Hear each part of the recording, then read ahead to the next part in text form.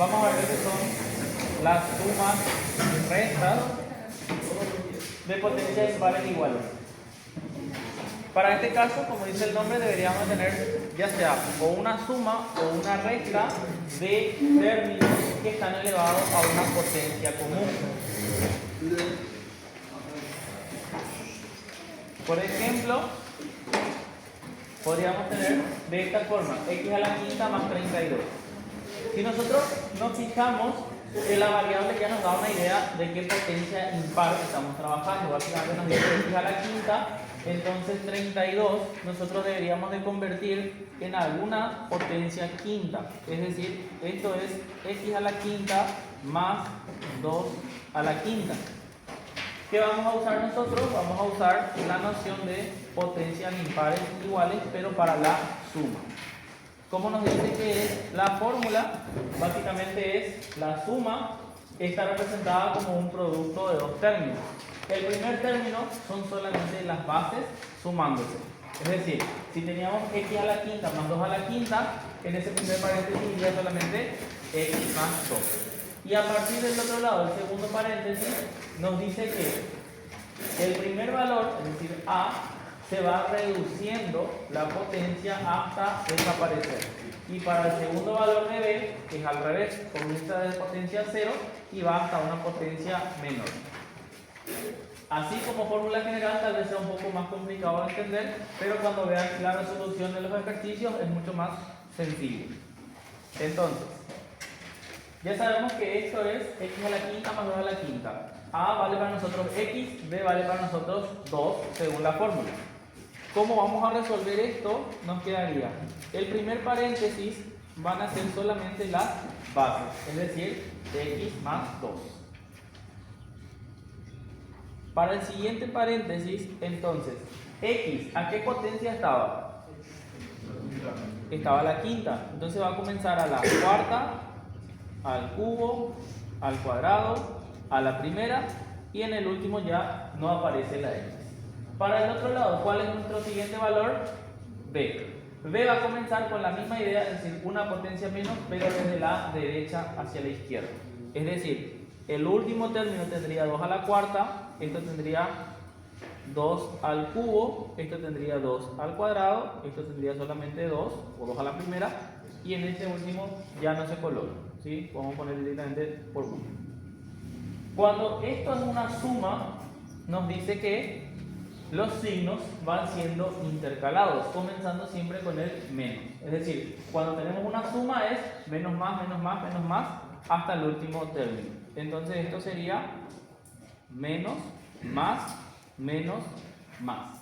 En teoría, si hicimos bien nuestra factorización, el último término tiene que ser positivo. Ya sea si es una suma o una resta, el último término es positivo. Ahora ya solamente nos queda justamente efectuar todo esto que estamos teniendo ahí. Esto quedaría como x más 2 por x a la cuarta por 1 nos queda x a la cuarta menos 2 a la primera por x al cubo 2x cubo. ¿Qué tal? Más 2 al cuadrado es 4, 4 por x cuadrado, 4x cuadrado, menos 2 al cubo sería 8x, más 2 a la cuarta, 16. Y esa sería nuestra factorización, ¿sí? Es una manera un poco más resumida para no tener que recurrir directamente a Ruffini. Esto también se puede resolver por Ruffini, solo que para poder expresar ese término por Ruffini deberíamos de poner muchísimos ceros. Es decir, esto que está acá sería para nosotros x a la quinta más 0x a la cuarta más 0x al cubo más 0x al cuadrado más 0x más 32. Y ahí resolveríamos por Ruffini propiamente. Entonces, para no hacer algo que hay que tener en cuenta, si inicialmente no había factor común, entonces al resultado final ya no hay otro caso que se pueda hacer en el segundo paréntesis. En el primer paréntesis sí se puede llegar a un segundo caso que podría ser o suma de cubos o diferencia de cuadrados, algo por el estilo puede salir en este primer paréntesis de acuerdo a la base. Pero si es que en el primero, es decir, en nuestro enunciado inicial, no vemos factor común o algo por el estilo, entonces en el segundo paréntesis ya no se puede hacer nada, ¿sí? Es una ecuación irreducible, se queda de tal forma. ¿Se entendió cómo se hace? Más o menos. Sí. ¿Alguna duda hasta ahí? ¿Sí, no? No. Intentamos con esto. Nos dice x al cubo y a la sexta menos 27. Tenemos potencias que son múltiplos de 3, ¿sí? 3 y 6.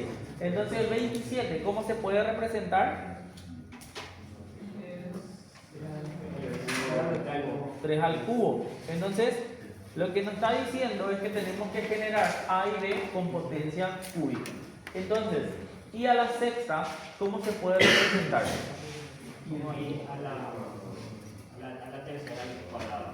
Y al cubo al cuadrado, o lo que es lo mismo, y al cuadrado al cubo. Entonces, esto que está acá, básicamente sería para nosotros de esta forma. Xy al cuadrado y todo esto al cubo. ¿Sí? Ahí pueden ver que si hacemos la distributiva de la potencia, x quedaría de vuelta al cubo y quedaría de vuelta a la sexta. Entonces, ¿cuánto vale A para nosotros? Xy cuadrado. ¿Cuánto vale B? 3. Y usamos la misma idea de potencias impares. En este caso es una regla. Me preguntan, si es que fuese y exponente 9, ¿cuál se agarra entre los dos? ¿El mayor o el menor? Siempre va a ser el que sea común. Si esta x era la, Si fuera y9. si esto fuese la novena, ¿así? Sí. Entonces quedaría de esta forma. Ah. ¿Por qué? Porque el 27 nos limita a que sea un número al cubo. Ah. Siempre buscamos entre todas las potencias el múltiplo más chico, básicamente, que sea múltiplo de todos. 6. Entonces, ¿cómo procedemos? El primer paréntesis siempre van las bases con el signo. Entonces, nuestro primer paréntesis sería x cuadrado menos 3. ¿Por qué? Porque son las bases que estamos encontrando. En el siguiente paréntesis, entonces tendríamos nuestro valor de a, es decir, x cuadrado al cuadrado, porque inicialmente estaba al cubo. Luego tendríamos x cuadrado, ya en ninguna potencia, y por último sería 1. Y para el otro lado tendríamos 3 al cuadrado, 3 a la primera, y en este caso 1. Cuando el signo es menos, nos dice por fórmula que todos son positivos. Entonces, cuando acá tenemos menos, estos todos van a ser positivos. Y como ven de vuelta, el último término es positivo. Resolvemos esto. En la primera parte nos queda igual, es decir, xy cuadrado menos 3. Xy cuadrado al cuadrado, ¿qué nos queda? X al cuadrado y a la cuadrada. Más 3 por xy cuadrado, 3xy cuadrado, más 1 por 3 al cuadrado, 9. Y esto sería el resultado para nosotros. En este caso particular no podemos recurrir a Ruffini porque no tenemos un binomio nada más. En el caso anterior sí teníamos x y 2, entonces sí podríamos encontrar el factor común x más 2 por Ruffini. Les coloco ahí, por si quieren sacar alguna fotito del ejercicio. La propiedad que lo... Sí.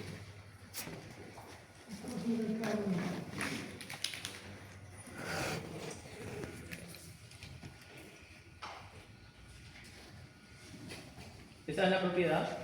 Voy a poner un poquito más de... 3 maneras de resolver trinomios.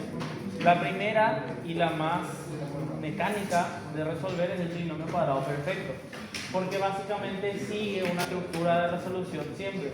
Tenemos que tener 3 términos, los extremos tienen que ser números cuadrados y el término central siempre tiene que ser el doble del producto de las... ¿Sí? Si nosotros hacemos esta comprobación y da el mismo resultado, la fórmula Esta es la fórmula para la suma. Aquí están las páginas. Después para la resta tenemos de vuelta un ejemplo. ¿Sí? Un ejemplo resuelto. Otro ejemplo resuelto. ¿Está ahí? Y acá tienen el apartado de donde sale el cuatrinomio cubo perfecto. El triángulo de Pascal.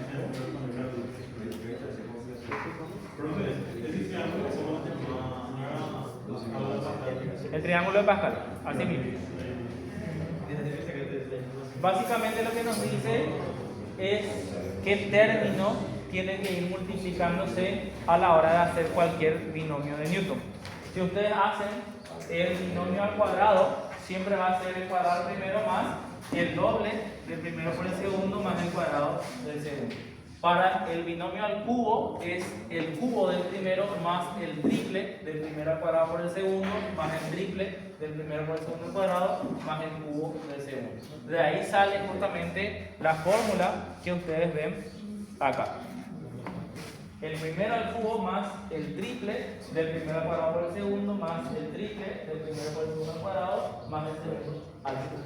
Le coloco de esta forma para que sea más fácil para ustedes. Entonces yo digo, este es mi primer término, este es mi segundo término. Acá, ¿qué puede decir?